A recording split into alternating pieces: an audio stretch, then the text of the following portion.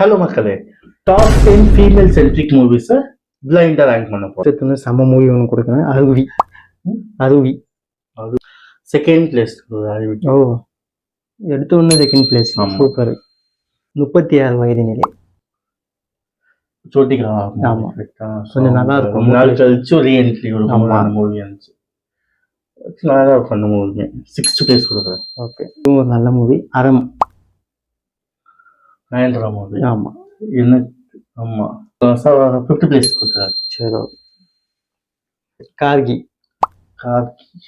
சரி பல்லவி. ஆமா, ஆக்சுவலி அது ஒரு அந்த ட்விஸ்ட் இருக்கும், பட் நம்மளால கெஸ்ஸே பண்ண முடியாது. பெரிய விஷயம். 3rd பிளேஸ் கொடுக்குறேன். ஓ, கானா.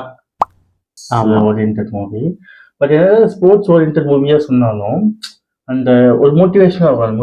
ஒரு டைலாக் வரும், அவங்க அம்மா சொல்லுவாங்க. அது எனக்கு ரொம்ப ஃபேவரட். ஒரு விஷயம் வந்து ஆசைப்பட்ட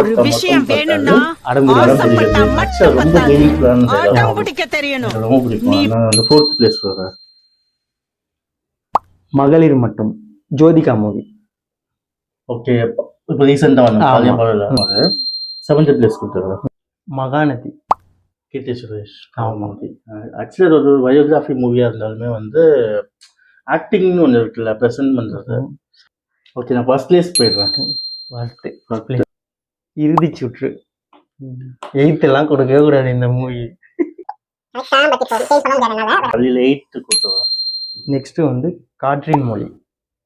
வேற வழியில் இருந்தது 9th பிளேஸ் தான் கொடுத்தாங்க. நான் சீரியஸ்லி 9th 10th பிளேஸ்லாம் கொடுக்கவே முடியாது. அருந்ததி.